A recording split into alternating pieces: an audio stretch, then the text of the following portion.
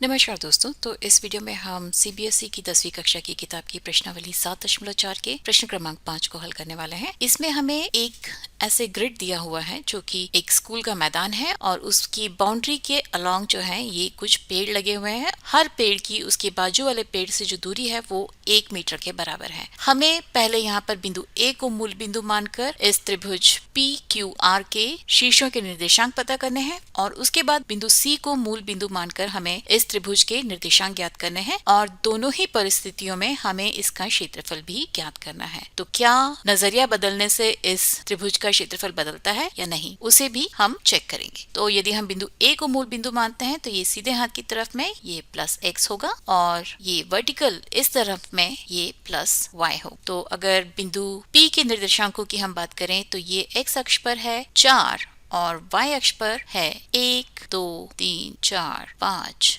और 6। तो बिंदु P के निर्देशांक हो गए 4, 6 और बिंदु Q के निर्देशांकों की यदि हम बात करें तो वो x अक्ष पर है 3 और y अक्ष पर है 2। तो इसके निर्देशांक होंगे 3, 2 और बिंदु R की यदि हम बात करें तो इसके निर्देशांक होंगे x अक्ष पर 6 और y अक्ष पर 5। तो 6, 5 और अभी हमें बिंदु C को मूल बिंदु मान के इसके निर्देशांक ज्ञात करना है। यानी कि हम बिंदु C पर खड़े होंगे और फिर हम आइडेंटिफाई करेंगे कि कौन सा x अक्ष है और कौन सा y अक्ष है और उसके बाद हम पेड़ों को गिन के इसके निर्देशांक ज्ञात कर सकते हैं। तो इस पूरी फील्ड को हम घड़ी की सुई की दिशा में 90 डिग्री तक एक बार टर्न करेंगे तो ये कुछ ऐसे दिखेगा। यहाँ पर भी अगर हम बिंदु C पर जाकर खड़े होते हैं तो ये हमें x अक्ष और y अक्ष पॉजिटिव x और पॉजिटिव y के फॉर्म में नहीं दिख रहा है। तो हम क्या करते हैं कि हम इसे एक बार फिर से घड़ी की सुई की दिशा में 90 डिग्री तक घुमा देते हैं। तो ये कुछ ऐसा दिखता है। तो ये रहा हमारा बिंदु C और इसे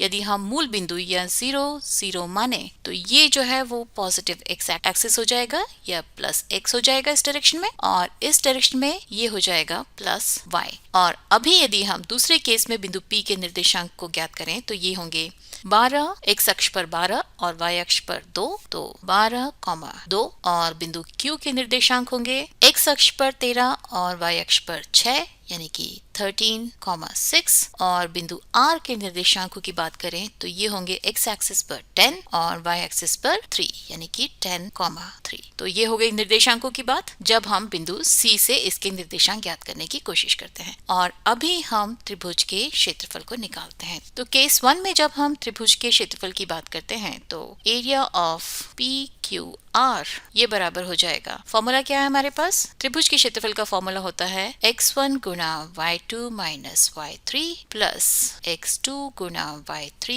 minus y1 plus x3 Guna y1 minus y2 everything divided by 2। तो ये हमारा x1 y1 हो गया, ये x2 y2 हो गया, ये x3 y3 हो गया।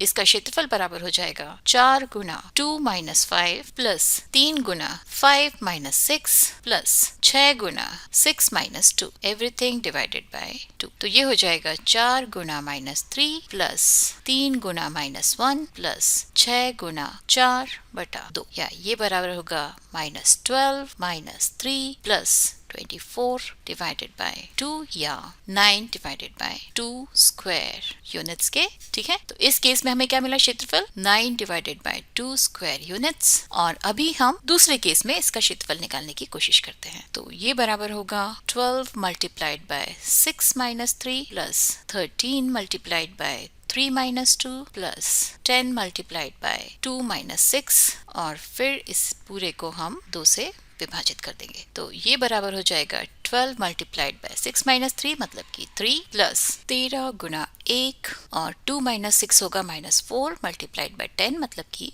-40 डिवाइडेड बाय 2 या ये बराबर हो जाएगा 12 तिया 36 प्लस 13 माइनस 40 डिवाइडेड बाय 2 या ये फिर से बराबर होगा 49 माइनस 40 डिवाइडेड बाय 2 या 9 बटा 2। तो इस केस में भी इसका क्षेत्रफल जो है वो 9 बटा 2 स्क्वायर यूनिट्स के बराबर हमें मिलता है। तो जब तक आप इस त्रिभुज को नहीं बदल रहे हैं और यूनिट या मात्रक जो है उसे भी नहीं बदल रहे हैं, तब तक इस त्रिभुज PQR का क्षेत्रफल जो है वो समान होगा। मूल बिंदु को बदलने से इस त्रिभुज के शीर्षों के निर्देशांक बदल सकते हैं, लेकिन इन शीर्षों से बनने वाले त्रिभुज का क्षेत्रफल जो है वो नहीं बदलेगा जब तक आप मात्रक को नहीं बदलते हैं। और अगले वीडियो में हम इस प्रश्नावली के 6वें प्रश्न को हल करेंगे। तो उसके लिए आप मैथ स्मार्ट हिंदी देखते रहिए, उसे सब्सक्राइब कीजिए और नोटिफिकेशन बेल बजाना मत भूलिए, क्योंकि तभी आपको पता चलेगा कि मेरा अगला वीडियो कब आने वाला है। तब तक के लिए नमस्कार।